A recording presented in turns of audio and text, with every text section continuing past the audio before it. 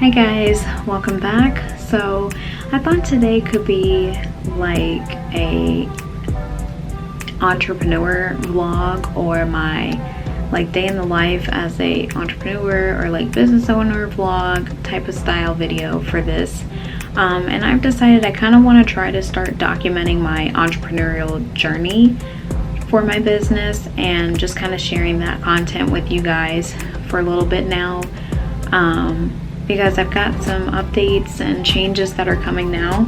I know that I've talked about it in my previous videos, but you guys know that I pretty much had a full-time job that I took as a work from home position, and I'm super thankful and still very appreciative of the opportunity that I had. When I got hired, I was told it was possible I could be kept on permanently or be offered a permanent role, just depending on where things were at the time with the pandemic and with the company itself and what their budget was going to be for employees and things like that. I did find out pretty much 2 weeks ago in my one-on-one meeting with my supervisor that I was not extended an offer to stay on permanently, and I pretty much was told that it was due to the company just not having the budget. Initially, I was told that my role was going to end at the end of this month, which is now August. However, in my one-on-one meeting that I had 2 weeks ago with my supervisor, I was told that the company couldn't even afford, I guess, to keep us on through the end of the month, per se. So I was told I had literally 2 weeks left of work, which kind of was a bummer for me because I was looking forward to at least getting another 2 more paychecks for the month to kind of have as cushion, put towards funding in my business venture, and now I just lost 2 extra paychecks. But anyways, so long story short, it just, because of this opportunity I got to work from home again, it didn't take me long at all to find another job, which I was really thankful.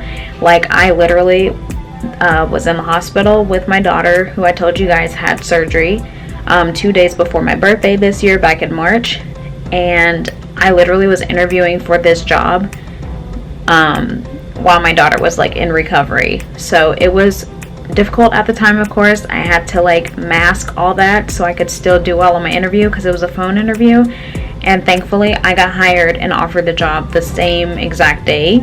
My part-time job I found last year, just looking for part-time work, something that could be super flexible because I was also pregnant at the time as well when I found this job. So I applied for it, and I actually applied for it back in February and was offered the job within almost 2 weeks, I think, after going through the whole process and interviewing and everything. I was hired in February, and then boom, the pandemic hit. So because of that, it actually kept delaying our start dates for those that got hired around the same time that I did. So I basically got hired, and I'm not going to say the company's name, but you guys might put 2 and 2 together, I don't know.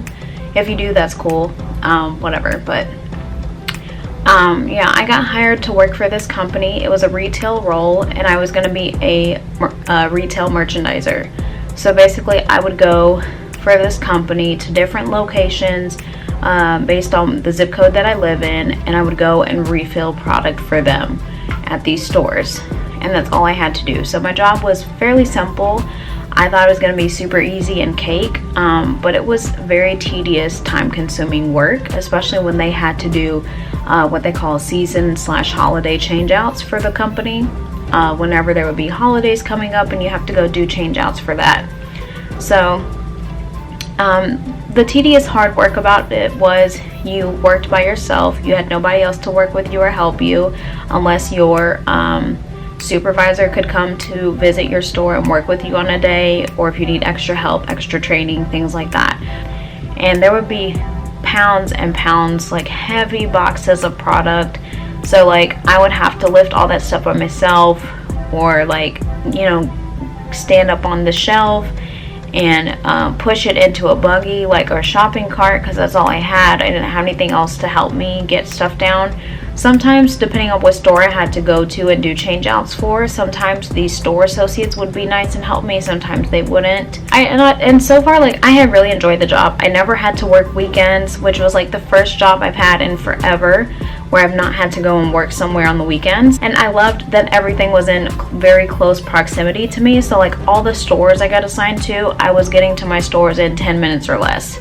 I could go in pretty much whenever I wanted every day, as long as I went, you know, Monday through Friday to stores. The problem that started to occur was when I got further down the line in my pregnancy, and I'll never forget it. This was the first blowout and issue that I had with the company. So she told me to keep her in the loop. When I find out from my doctors when my maternity leave is gonna start, let her know. And I still didn't have that information yet because all my doctors were monitoring me super closely, and still hadn't gave me an update as to when I would be induced and deliver and all that stuff. I had another doctor appointment. I was already 8.5 months pregnant at this point. My doctors checked me, and what happened was I was already losing my amniotic fluid, which is what surrounds the baby in your belly. So I had already lost quite a bit of it and had no idea. My supervisor knew a change out needed to be done a lot earlier because of the pandemic. They were pushing back all the change out dates for holidays. So it was freaking August, you guys, and they wanted us to start putting out the change out for Halloween already. My supervisor offered to meet me at that store and help me put up the change out. I get in the store, I see my supervisor already putting up product, and I just didn't think anything about it. So I get there, I say good morning to her. At first she didn't speak to me, so I thought, okay, maybe she didn't hear me, or maybe she's in a bad mood this morning. Okay, no problem. Now, prior to all this, me and my supervisor had a really good relationship, and we kept it very professional. I mean, she'd share some things that with me, kind of personal, that were going on in her life at the time, but other than that, like, we didn't have any problems. I asked my supervisor, did she want me to start doing the change out? She kind of yelled at me and was like, no, don't do anything. So I knew from that tone of voice and that whole vibe that something was off, something was wrong. So I simply asked her what was wrong, and she came at me and was like, I got in your store, it looked an absolute mess. You look like you haven't been here in a week, and there's not any new product that's been put out. What have you been doing? Like, she was just going down the list and going off on me. Mind you, I was 8.5 months pregnant, working my butt off in these stores, for her to come back and tell me that it looked like I hadn't been to my store in a week. Now, this is one of my more run down stores, so like a lot of homeless people would go in that store and go through things, probably steal stuff.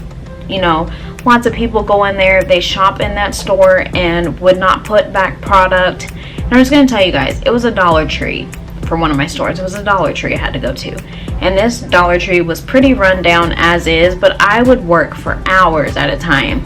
You couldn't sit down, you had to stand up, be on your feet the whole time. All I had was a shopping cart, a Dollar Tree shopping cart, and that's it. I would go put my earbuds in and do my work. I'd be there for like 3-4 hours, and then that's it. Now, that doesn't sound like a lot for some people, but it was a lot for me. So I tried to explain all that to my supervisor, and then she was like, well, we're not putting up anything until you get this product put up. So first of all, I was like, excuse me, like, please don't speak to me that way, because I've not been rude to you. I've been really respectful of you, and I don't like how you're coming at me. I don't like your tone of voice. By this time, y'all, she got in my face and was like, oh, what, do you want me to tell you that I'm sorry? Now, I'm gonna tell you guys, no, she was not black. She was not a person of color. And I tell you guys, she said that so loud in my face. Like, we had customers shopping in the Dollar Tree that day. They all stopped with their buggies and were just looking at us. My supervisor had caused a whole scene in the store this day, and like, I really wanted to go off on her. But number one, I was like, this is your job. Number two, you'll be just as bad of a person as she is, because if I come at her the way she's coming at me, nobody's a bigger person. And number three, I had to keep in mind, I'm pregnant. At that point, I was like, you know what? I cannot do this right now. I'm pregnant. I don't appreciate your tone of voice with me. I told her, you've embarrassed me in front of this entire store of customers. They're all looking at us and looking at me like I'm crazy. I said, so I feel like you owe me an apology. I said, I'm going to give you a moment to cool off. And I said, I need to go outside and get some air. I go outside. I am in tears. I am literally screaming and in tears. And I called my husband and I tell him what happened. I told him I was done with this job. It stressed me out. I was like, I'm trying to keep going as long as I can before they tell me I can't work anymore, because I need to, you know, take it easy with my labor and with the baby. And I was just so stressed out, you guys. Like, I remember this day like yesterday. And then that's when I went to the doctor that afternoon, or like the next day, and found out all that stuff about my amniotic fluid was low, and I needed to like go on bed rest and maternity leave ASAP and needed to be induced a lot sooner than they anticipated. The time I have to be at work, I can't pump my milk and my supply starts dropping, and eventually I pretty much lose my breast milk. And this was around 3 months, when my daughter was 3 months old. So I was really frustrated and so hard on myself for that. But I was like, do I sacrifice breast milk for formula, or trying to breastfeed again versus going to work and getting hardly any pay? Like, you guys, my job paid me $10 an hour. I was only getting about 10 hours of work a week, if that. Sometimes it was less than 10 hours because there wouldn't be a lot to do in my stores, or if there wasn't a holiday change out, your hours would get cut. And then my car payment was over $300 a month for my Fiat. And so it would take me 2 paychecks from this job just to make one car payment for the month. So yeah, it basically would be my whole check, but I would need both checks because you got paid every 2 weeks on this job. So yeah, that's how much of a struggle it was. But I was like, I couldn't find anything else. You guys, I consistently applied for jobs. And it was already hard as is because of the pandemic. And then I tried to file for unemployment last year during this time as well, because of the pandemic and my financial situation. Plus I was trying to work on paying down my debt. And on top of that, you guys, I was still in grad school as well. So, you know, mama had a lot going on, okay?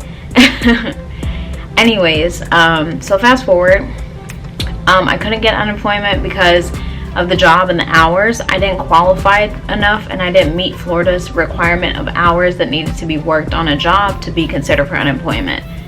Let's fast forward to March of this year, and my daughter was having some health issues. I knew that was going on during my 3rd trimester of pregnancy. But of course, we couldn't do anything about these issues until she was actually born. My daughter was born with a heart defect, and my daughter was also born with had an underdeveloped kidney that could either be saved or it was going to have to be removed. We're going to all these doctor's appointments to follow up on her heart and follow up on the kidney. Basically, I found out at the beginning of March that her kidney needed surgery, and we needed it done ASAP. So I'm communicating with my supervisor and letting her know we got the surgery scheduled for the week of my birthday, and she was going to be going in the hospital 2 days prior for the surgery, and that we'd also need to stay in the hospital at least one night. It could have been more, but at least one night. So I let my supervisor know all this stuff. My supervisor reached out to me personally over the phone, was like, I am so sorry, you know, expressed her concerns, and she was sympathizing with me and let me know like her personal journey of when she became a mom with her daughter, and how her daughter had to have open heart surgery and all these things. And she just let me know if I needed anything, just let her know. And she was just like, keep me in the loop. Like, if you're not able to come into work that week, don't worry about it. I will get your stores covered and have someone fill your place while you're out. Whatever you need, just let me know. Keep me updated. Advisor's boss, and she's going off on me by phone and asking me what my problem is. Do I not want my job anymore? Does she need to replace me? I mean, just going through it. First of all, I didn't know this is how you're supposed to speak to people just because you're somebody's boss. Boss is calling me on the phone like this. I'm asking what's going on, like, did I do something wrong at a store? You know, what is the problem? And she's telling me, well, your supervisor has called me and she said you've not been coming to work recently, and that when you're going to work, you're not even doing anything at work, you're just like not doing your job, but you're showing up, and like you're not taking care of our stores. Like, I lost my freaking breast milk because of you people being so demanding and harsh.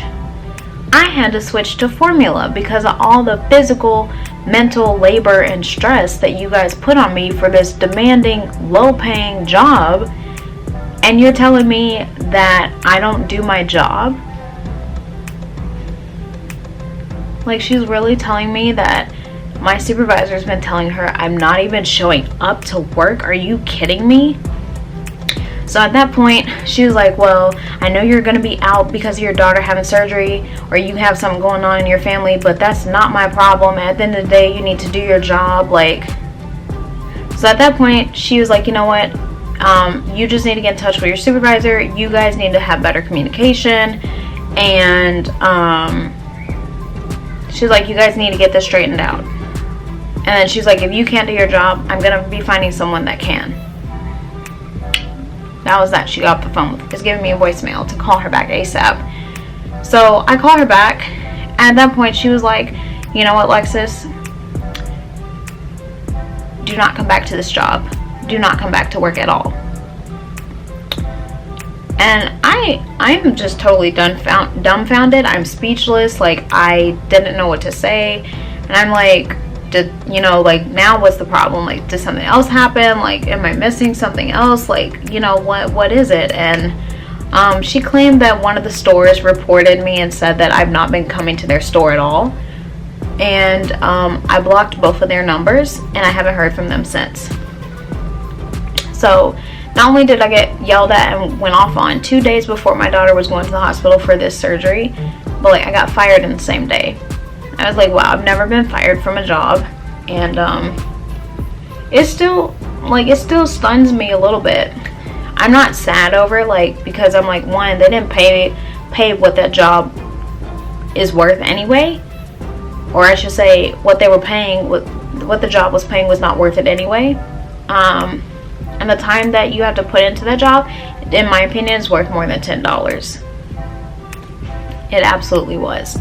So it is what it is. I just decided from that point on, I cannot be silent. Like, I had a little Aladdin, you know, the live action Aladdin movie where Jasmine sings that song, I Will Not Be Silent. I Can't Be Silenced or something. Like, I just had one of those moments, and like, I had an epiphany or something. And so all I would say is, since that happened, I documented everything. I saved as much proof and receipts as I could, and I filed a case against them. Now, I'm not saying that I filed a lawsuit technically, but I filed an EEOC case against them, and especially more so my boss and how she treated me in both incidents, from the incident that happened last year when I was still pregnant to the incident that happened this year before my daughter's surgery. Like, that all could have been avoided. And that's not how you talk to employees. That's not how you treat an employee. And there could have been better communication from my supervisor if that's how she really felt about me and the job that I was performing.